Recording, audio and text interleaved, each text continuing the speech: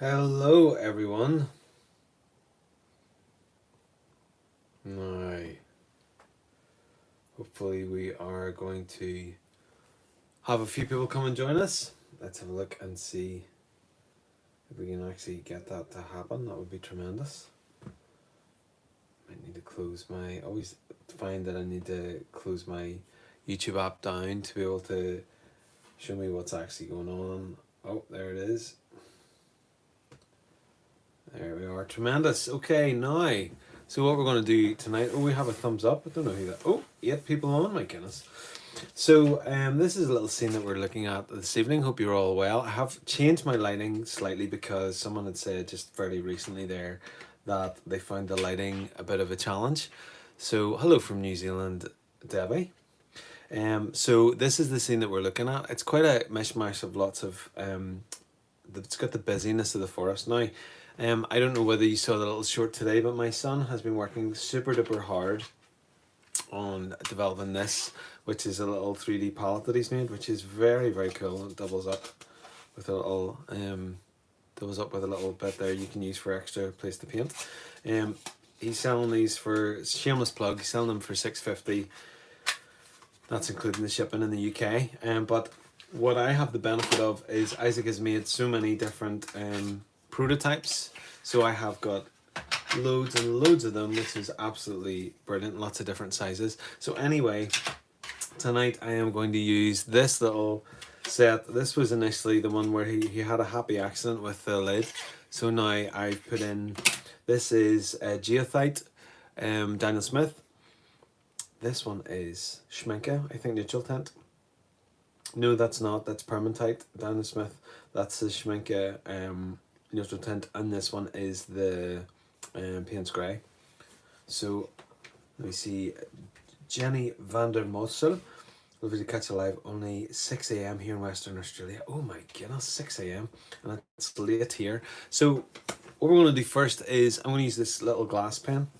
Actually, do you know what? Let me set up. Hopefully the lighting's okay for you all and you're able to see this quite well. So we've got this little glass pen, and then what I'm going to use as well is this one here if I need it, this little dip pen, and I have another dip pen which has got a lovely big thick chunky nib in. So do let me know, are you all, is the lighting okay for you all? Are you all seeing all right? Now I think it's actually okay. I think we'll stay with this lighting because it means that actually you're going to be able to see without shadow. Hello from Texas, Cubs win. Okay, so let's make a start with this little glass pen as recommended by the lovely Sue. It's quite a jobby. Now the thing I love about the glass pen are the kind of spidery lines that you get. So we're just gonna make a start here. Get this rolling to get my grip right in this one. So once you get the ink, the other thing about the glass pen is it's really nice the way it, but you need to get it rolling, that's the only thing. It's really nice when it starts to work. So I'm just jumping in. I always tend to start on hello Cindy from Los Angeles. And just getting it rolling, picking up some of these lines. The bit that I love about this is it's a really busy, branchful scene, so I'm just picking up on different things, and hopefully as I add in the different strengths and qualities of line, that's going to make a difference as well. The paper today, oh, there's a big blob. Gotta love a big blob. We'll be able to use that at several points throughout. And it gives you that lovely kind of scratchy feel as well. So we're just gonna go with that. I'm looking for this to be untidy, because I find that branches really do work best in the untidiness. They look much more organic. And a tool and a helpful tool for, that was a little hand spasm there. A helpful tool for doing branches is continuous line. It just is really, really, really good. Really, really always works for me. And this blob is going to, there we go, there's another big blob dropping down. I'm just going to draw through that blob and make that work for us. Down to some of these areas across here. Hello, Chris. I know it's a late one tonight from Bracknell. I'm keeping you all awake tonight. Okay, and then you've got this lovely big line that's going across, down the scene even, into... That's going to translate across here. I definitely feel like at times, you know, I haven't drawn buildings now for a little while. I've been so enjoying doing landscapes and things, and it's been just been really loving it. So, and like really exploring that and getting into doing landscapes and not feeling the need to continually. There's something about sometimes for me with buildings, it feels like you're kind of proving yourself, you know, whereas with the journey that I went on with Joanna's work, just playing about with her style as well, definitely has borne the fruit of some more freedom in how I am doing things, which is really lovely. It is very enjoyable, and every artist goes on journeys. I know that with what they're doing and how they're doing it. So you can see how fine this line is here that you're able to get with the glass pen. Just gonna give just some sort of semblance of this little bit down here right now is the riverbed. So do share what you're up to tonight. As always, I always say that the strength of a live is in the interaction that you have with the people that are watching. So do share with me what you're up to this evening. Just trying to get that ink to move down a little bit more. And I don't know that it's going to do that unless I keep dipping it. So I've turned the heating way up here, so that hopefully we're going to deal with a scenario where the ink is going to dry and the watercolor is going to dry nice and quickly for us as well. So we're going to be able to keep pressing on with this, which would be good, instead of having to wait for ages and ages for it to dry, although that may still be part of it. Just bringing in some more of these little branches and things. Hello Felicity, hi there from Newcastle, New South Wales, Australia. It's just after 9 AM here and a bit dreary outside, but still quite warm. So the ink is, Chris, the ink is, I don't know whether you can see it there, it's just the Winsor & Newton black and ink. And it is just really lovely to use. Now the problem being that we've got some areas that have really blotted. Thanks for joining, Felicity. I take it you guys are heading much more into it'd be autumn now really with it.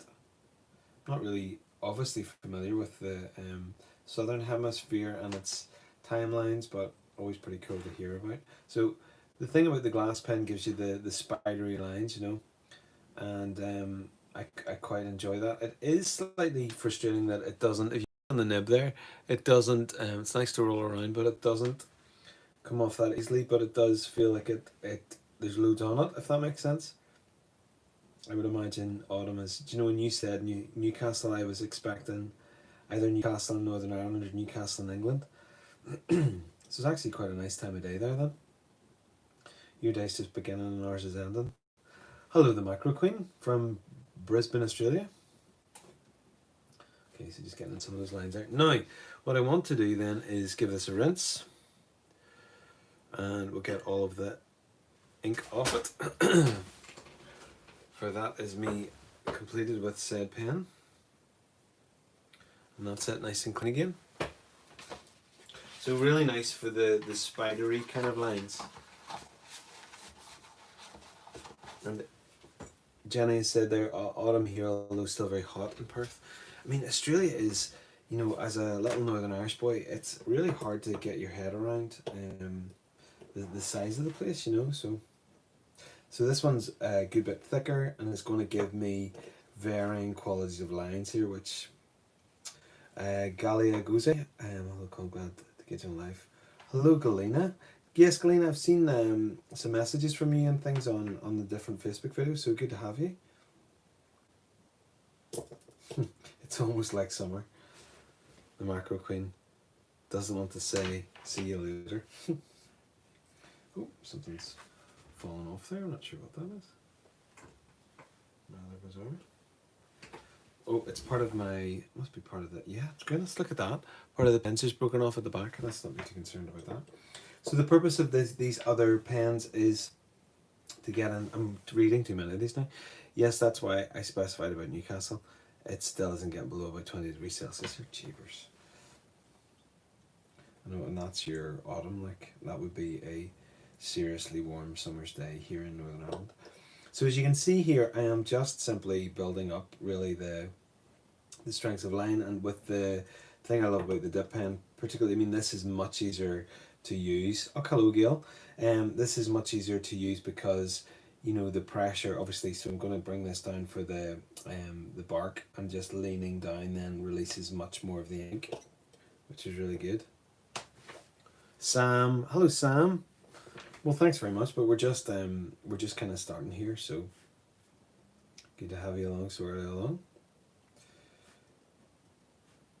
Just defining a little bit of busyness with the branches here, and then this whole area down here, I'm imagining that I'm going to tackle much more with the watercolor. So let's get this line of this branch much stronger. I always find that whenever you use you know, the stronger lines, all of a sudden it feels like the picture has a somewhat more depth, you know. So that's something that's really a technique that I suppose I use really quite regularly, is this allowing the place to model that a little bit more because of these different strengths of line. So obviously don't want to do too much. This one is quite heavy on the lines because I really want to build up that kind of sense of depth in it, you know. So and I really want to use that other nice thick pen as well to be able to give an idea of what that can do and what it brings to the table of this scene as well. So the thing that I really love about a forest is it's messy, you know, it's really messy and enjoyable. So okay, I'm going to stick the signature in there quietly. Okay, give that a little rinse now. Okay, a couple other comments. Felicity, very happy to see you using some different pens. The glass one in particular, I've heard some good things about glass tip pens. Yeah, they're definitely interesting to use. Henry James, I just overheard your channel. I'm really enjoying your work. From Utah, well, hello Henry, good to have you along. Glad you're enjoying things. This paper is A5C White of Brighton, 350 GSM. It has almost kind of a canvassy feel on one side. And I just closed that when I was going to demonstrate the other one. Good evening, Sue. Sue is the inspirer of the glass dip pen, and you just missed it there, Sue, but it was present. So this one has a big chunky old nib. I don't know whether you can see it there. Good big chunky nib. Super duper good for getting in, you know. Also the other thing that I do with it sometimes is just drag it down like this for an extra fine kind of a line, and then what we can do is sort of just play about with it and pull it down for a really good bit of depth on one of the branches there, which is really lovely to do, really lovely to play with. And then we've got these nice big thick branches coming along here, and there's definitely a time for boldness, isn't there, to make big bold statements like that. Now, I wouldn't want to do that all the time, but certainly just allows you to bring a little bit more depth into the scene. And just, I mean, I'm using it effectively like I would a flat brush, just to model a couple of little areas and notice where those darker points actually are. So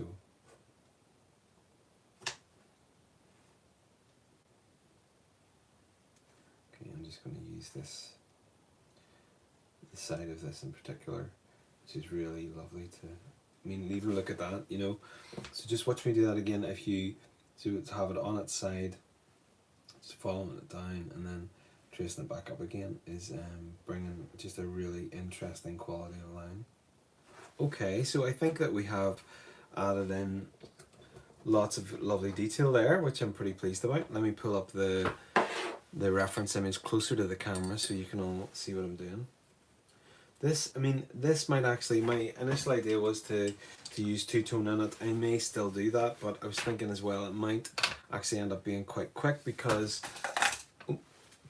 I nearly spilled my little thing of salt everywhere. Because I'm going to do the stamper so that it dries. That while we're talking there. So there is the reference scene. Is the lighting okay for you all? Can you see it all right? So that's what the reference that we're working off. And I very deliberately printed off with my little, I'll show you, it's a great wee camera. It's been a really good investment. It's this little instant camera that you just send it from your phone straight to it and it prints it off into that little format. And you pay about £17 I think for a box of 3, and there are, I don't know, I think it's like 70 prints or something like that. So I have all of these prints here. I should actually flick through while we're drawing. So these are all different, lighting is good, thank you for that, Jenny. These are all different places in Northern Ireland and different reference. That's in my school actually that I work in. Just thought the lighting was absolutely beautiful that day. Good evening, Mark. Good to see you along. This is a little still life that I was working on, inspired by Giorgio Morandi. So lots and lots of different scenes, and some of them may be familiar to you that I've done videos of. That was the Mossley Way. That time was a great video. I really enjoyed that one.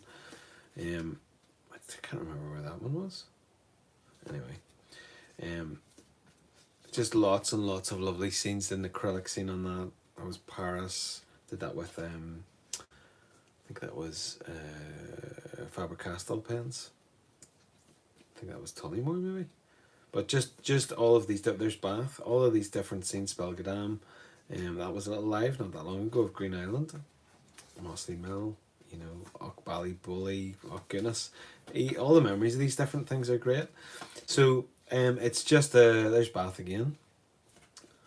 So all of these different places, and I really like this size because it means that you're not slave to the detail, and yet you can still see enough. Okay, so lighting is fine. Is a reference photo of a painting. It looks like a lovely textural oil or acrylic painting.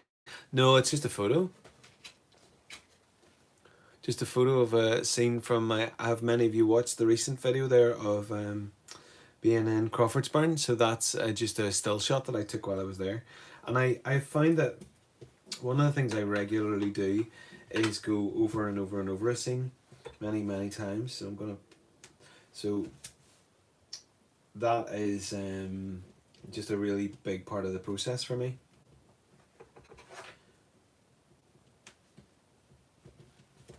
So Mark, sir, how are you? You keeping well? So it just you know, even doing this little bit here will hopefully let the ink dry somewhat. Now I don't know how we're going to mitigate against the ink bleeding, and we might just have to accept that that's maybe part of the process this evening. So I was asked by a lady about the stampers and where I got them from. These are from Hobbycraft in the UK. I don't even know if Hobbycraft still do them. I have a spare set that I keep in the car, just in case. But I don't know whether they still do them. I also don't know whether you can get them in America.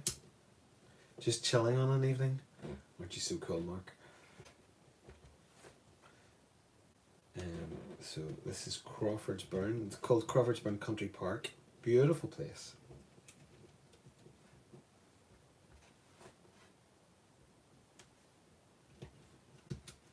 Felicity.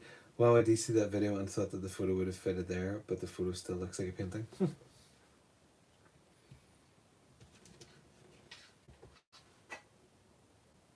Nearly there. 4 more letters. It's always mad trying to find sometimes. Certain ones nearly go missing. They're hard to see.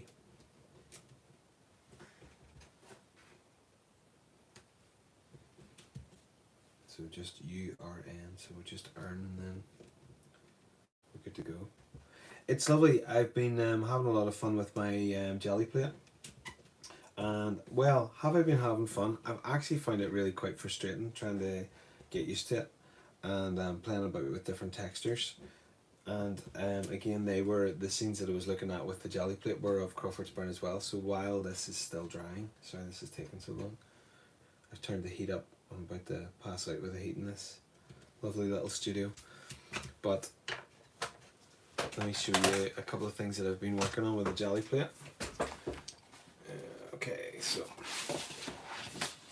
it's really interesting for texture. So this is the same scene again, and you just work. This is with acrylic that you just then put onto the plate. And the interesting thing about the jelly plate is it takes it all off.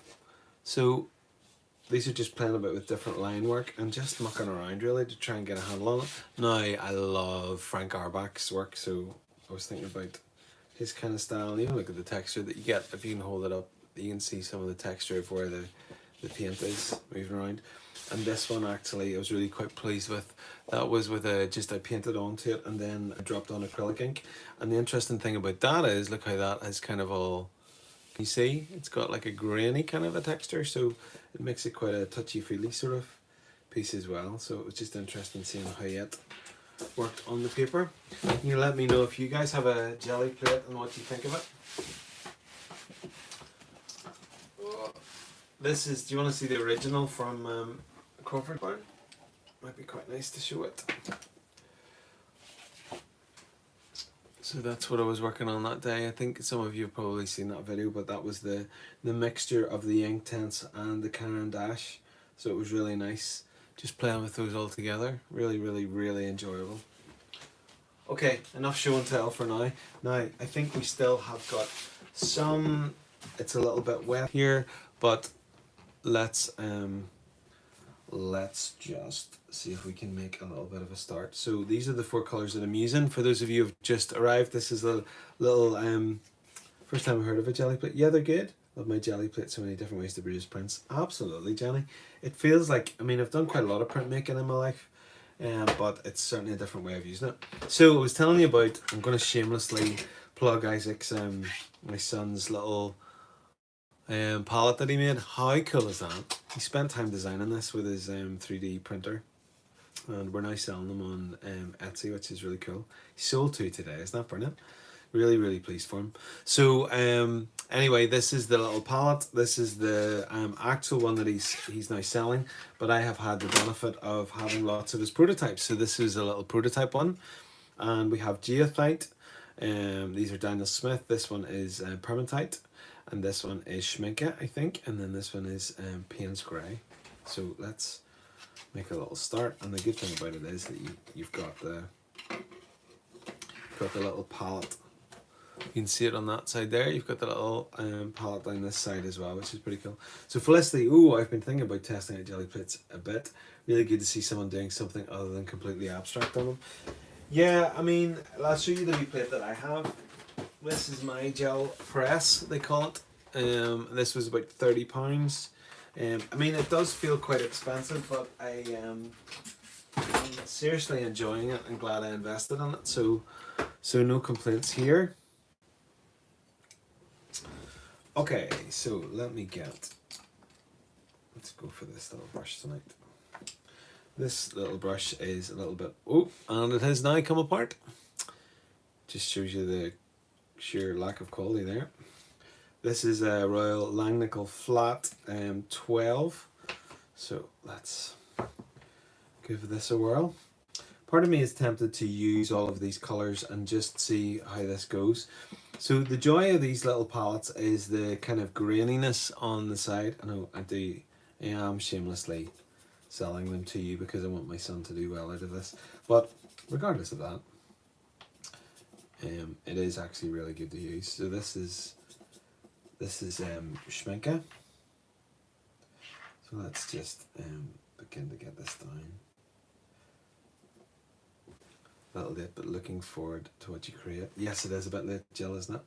Thanks for coming on. Now, this, I fully appreciate that some of this is going to be a little bit wet and will likely bleed. So this is a mixture of this permatite and some of the Schminke as well. So I love saying the word Schminke. Schminke. I discovered, my wife and I love drinking chai tea. And I discovered that chai, there's a lady in work who's Indian, and she was saying that chai actually is the word for tea in whatever dialect it is. And I said, so it's actually tea. It just sounds completely crazy, doesn't it? So this one here is the, let's move it down here. This is the Payne's Grey. So I'm just going to play about with these just to get different, and then let's get a little bit of geothite in there. Mix it in there too. So at this stage I am just really building up, and it's actually lovely just to be doing straight watercolour again. It has been a little while since I've done watercolour and ink. The last time was maybe on one of these lives, and it's just lovely. It's just lovely getting the time to.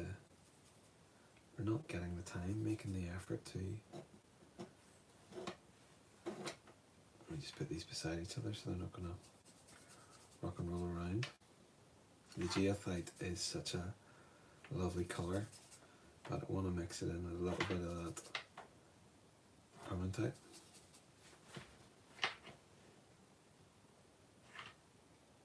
For a couple of bit of those lighter. So this using a restricted palette can be really helpful, because it forces you to, I mean, I've no green here, so I'm going to have to make some certain decisions that govern what on earth I'm going to do because I've no green.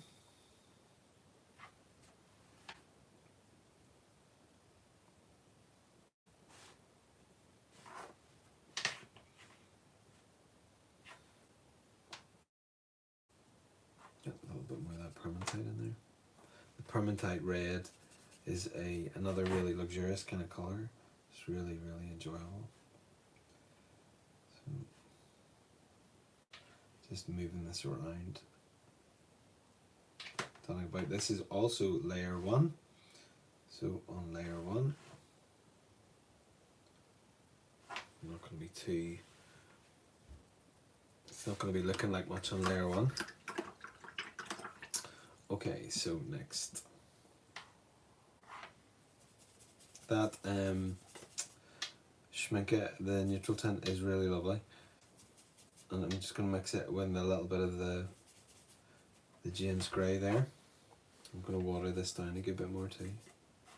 So the other thing that Isaac made that I really like is that there's this little bit to, look at that, the amount of pigment you can get off it, so you know that you're not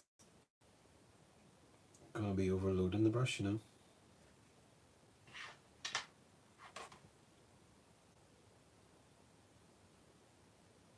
Trying to see little areas where it's so warm in here. I should actually take my coat off, it's even roasting. So do fire with any questions or comments. I know I'm just sort of prattling on tonight, but if you have got any questions or comments, do ask. Happy to try and help or clarify.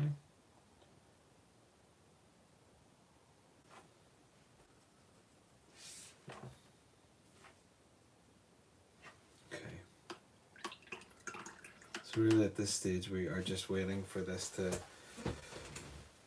I can't take it anymore, I have to take my coat off. It's just too warm in here. It would be lovely if you could have just some gentle music in the background, wouldn't it? But then you have to be careful because of all sorts of copyrights and things. So Felicity, will the geothite and the Jane's Grey make a greenish colour? Well, let's experiment. So there's the geothite. There's a little bit of Jane's Grey. Ooh. A little bit. Just a little bit. Not loads, but a little. Nice wee experimentation there. No, well, not really. I was all excited. I thought, oh, this is going to be great. Let's splat it in some of those areas where there's those little, if you can see there, those little kind of leaves and things just in that area, just trying to capture that kind of feel of it. No. Well, you've got to try, Felicity, don't you? One can only try. So let's get a little bit more of this. The Nutritint. It's an interesting palette, isn't it? All these kind of purplies, and then we've got this water. You can see where that's bled ever so slightly across there. I think this. Oh, it's actually dry. Who knew? But let me take a little bit.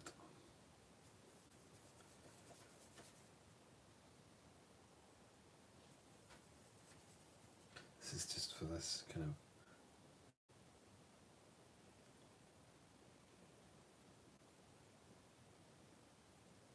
Just for the idea of where the water. I don't know whether you could even, or you would have even known that there was water in that area, but I do. And it's just a really nice way of whenever you hold the flash and move it across in that way and kind of let it rock a little bit. And actually, interestingly, there's been a little bit of bleeding across there, which is going to be quite nice to sort of pepper that water a little bit with some shadows. Lovely to see so many of you on tonight. Really grateful actually for all of you stopping by. Really appreciate it. I've really enjoyed doing these lives, so thank you so much for taking the time. Trying to do the Sunday nights semi-regularly. I think we've succeeded now with a few weeks in a row, which gives a bit of momentum, but it's always wonderful, just people taking some time to be present. Now, so you can see just working on that second layer there. See, I really like the colours. I can never decide which Daniel Smith colours to buy. Yeah, no, I know. I think the scene, this is well, here's my philosophical stance on abstraction. I think that everything that a human does is abstraction because it comes through the human. You know, you're perceiving something and then you're doing it. Whether it is that you're trying to produce it even in a photorealistic kind of way, it's still an abstraction. That's my stance. Anyway, I'm getting more and more happy with abstracting colours and just playing about, and I think that's probably partly a Toby thing and just maturing as I get going. So just really enjoying this little palette here. Is the colours are nice together, aren't they? I think they work quite well. So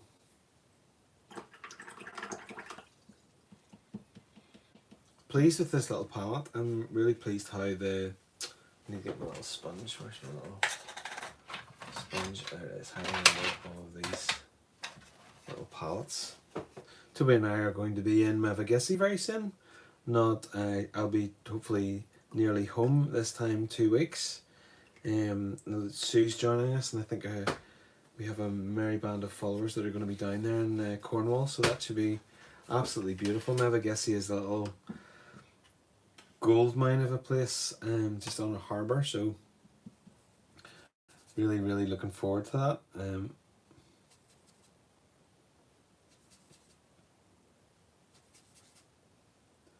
Jill, the colours seem to really blend well into each other, creating lovely textures. Well, we'll see. That was the idea, to try and see how they would work together. These are the colours that I'd been using in that the Joanna Gray kind of style, so I was interested to see, okay, so how would that work just in actual like application of straight watercolor. This is the straight geothite this time. So I am thinking in layers and just really slowly building them up. And because it's warm in here, then I'm hopeful that it's going to dry at some point. It's just a little bit tacky still, but that might be okay just to, yeah, well actually, you know, it's bled ever so slightly, but I love the water. Don't you just love how watercolor acts, that it layers like that? I think it's so cool that it does that. The schminke is, it feels like the minute you put water on it, it goes to jelly again. You know, it feels like it returns to its, you know, initial state. Oh, huge drop off of numbers there. Must have done something offensive with the watercolors.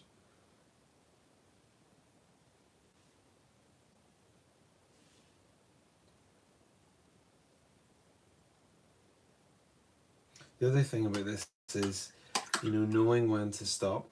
when you hit a point where actually we have arrived somewhere and that destination is good enough and it's time to stop. So I'm looking at this and going, okay, are we constantly assessing, are we hitting a conclusion at any point here?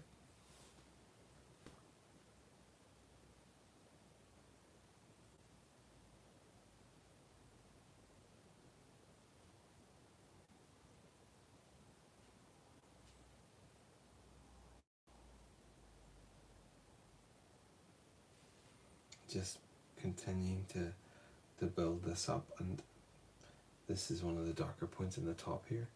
Okay, that's why there's, wonder has are you all still seeing okay? Is everything still coming through? Just do let me know. Must be, yeah, knowing when to stop is indeed a difficult skill. But I think that the more that you do it, good, thank you, Micro Queen, all good, thank you.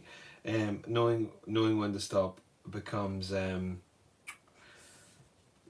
and more intrinsic whenever you paint. You just sort of eventually think, well, we've actually got to this conclusion here. So I don't know that I want to do too much more. I want to try and tie in really quick, please, with the effect that you're getting with the two tones here. And I want to try and tie in a little bit more kind of a sense of the build up that's going on here. Yeah, when to stop, Jill. The build up that's going on here in this area. I'm happier with that being quite loosey goosey there, but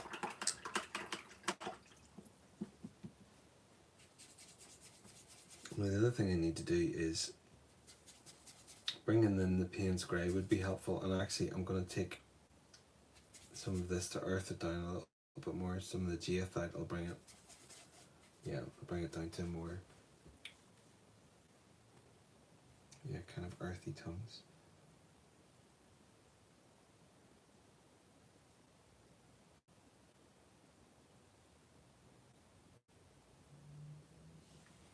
So just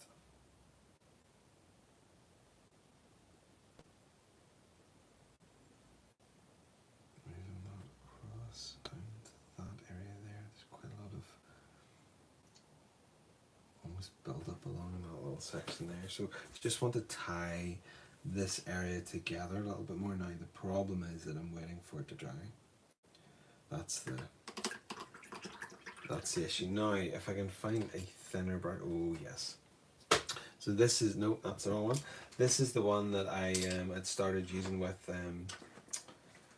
Joanna Gray's style, which is really helpful, lovely thin brush. Really, really helpful for just bringing in some little bits of detail here. Just getting in those little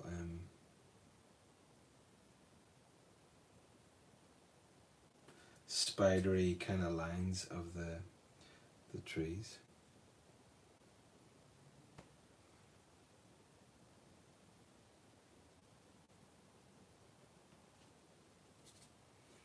Just really, really nice way to learn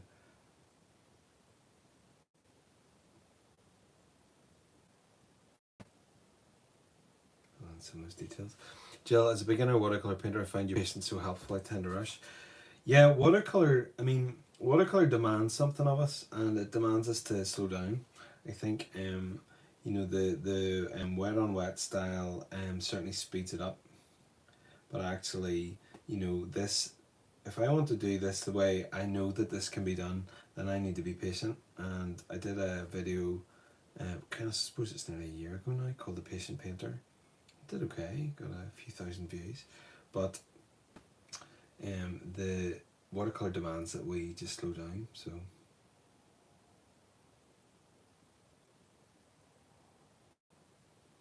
just beginning to build up just a little bit of detail here.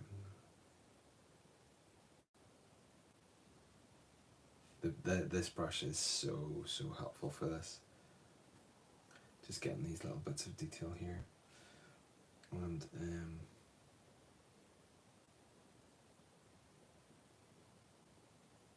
that's the thing about in the forest. It's the complexity of all of these different things going on. And this brush really, really allows you to do that. And lets me kind of dance about a little bit. So you can see that's dry now, so that's accepting another layer without it going nuts and covering over everywhere. Now let me see. Yes, that's quite nice too. They're going to be the little brush strokes that will begin to pull things together for something sticking to the end there. Okay, so we're nearly there, nearly there. So Felicity, I find complex forest scenes really intimidating. Can you see though, Felicity, that it's just a really slow process of build up? And I think that it's like, I remember somebody saying, how do you eat an elephant? And it's one bite at a time. So as you're adding in, hopefully this conveys the sense that this is like a busy forest and lots going on. When you've got the abstraction of these different sort of shapes, and that tends to be the way that I use watercolor. But hopefully you're getting this idea that the forest, you know, there's loads going on here, and we're just doing it slowly, just building it up nice and slowly. And because we're doing that, actually we arrive somewhere. This is the bit that I love about this brush.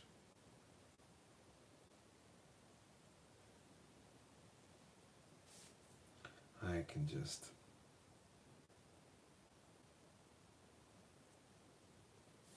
add in all the spidery lines that I want to.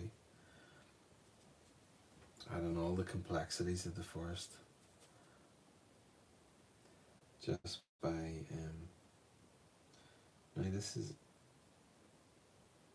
a little bit risky because it's kind of outside the boundary line of the painting, but I think we've got it okay with it, got on alright with that.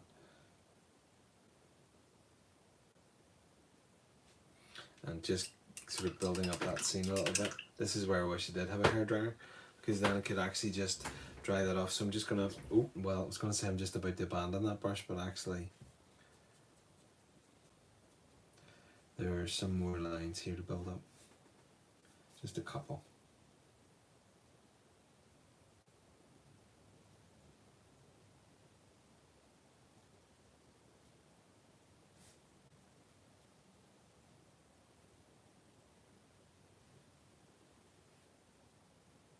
Okay, lovely brush. If you haven't got one, this is very, very reasonable. This one is, I'll hold it down to the light. This is a liner, it's a #1, and it's from the Simply Dealer Rowney range, and it's just so good. So good. Okay, so now we're nearly there. Oh, we're certainly starting to dry a little bit more there. Okay, let's get some of the permanentite. Okay, so Felicity, absolutely, I think you do these scenes brilliantly. My problem is that I naturally tend towards realism very strongly, so this kind of scene seems a bit overwhelming in terms of trying to paint it. Okay, so your headspace when you're doing this is, I've got to get it all in, I've got to get it all in right, if I'm hearing you, and therefore if you're veering towards realism, then that's quite a tall ask.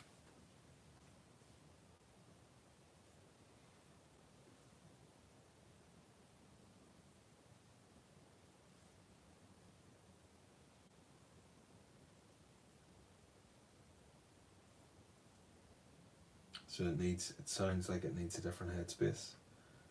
If it was me, I just wouldn't want to tackle the scene because it'd be just so completely, as you said, completely overwhelming and intimidating.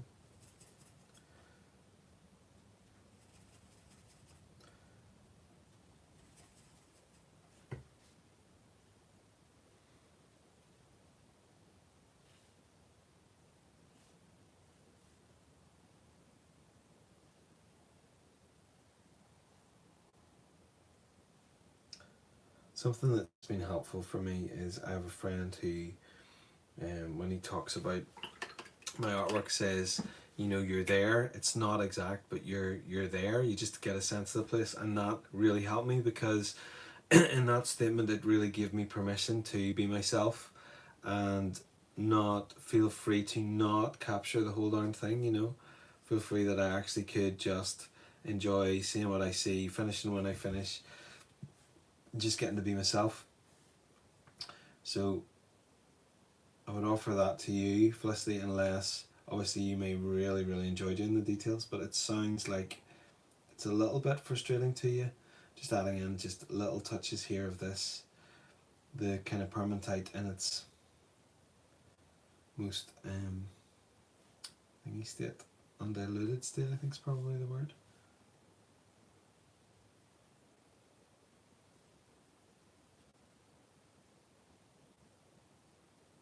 Okay, and that's where I'm going to conclude. He is finished. Nice little set of colours, eh?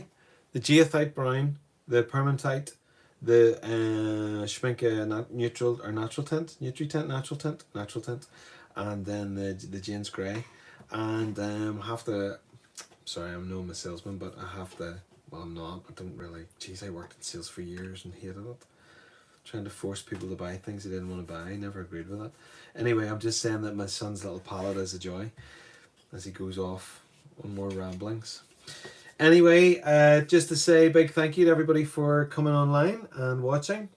You can hear the birds singing. Thank you, Jill. And such an the colors are totally unrealistic, totally unrealistic, and yet, you know, hopefully it gives you that scene of the forest. And there's a, you know, for me, as I'm looking at it, those colors certainly are very peaceful. So Jane's grey from Payne's grey, I would need to look into that. I think that Jane's grey is probably more blue, actually. So if you can see a little bit more there, I'll hopefully do a little post about it. Thank you, Macro Queen. Thank you very much. Felicity, unfortunately, it's the details that I love to do, actually, but I do love looking at and experiencing these scenes. Thank you for a great life. Great. Thanks, Henry, and thanks, Pauline, for being online as well. Do all the liking and subscribing, hitting the bell icon, all that jazz. Just zoom in that little bit closer so you can hopefully see it a little bit clearer and give you more sense of the scene. Might let me zoom in just a little bit more just so you can see. But folks, as always, thank you so much for joining me and for interacting. If you're enjoying my work and you want to see more, or you want to own some, then you can head to my website, woodwardswatercolors.co.uk. This is part of how I support my family, so if you're liking the stuff, then please check it out. That would be tremendous. Thank you, everybody, and hopefully I will see you sometime soon. Bye.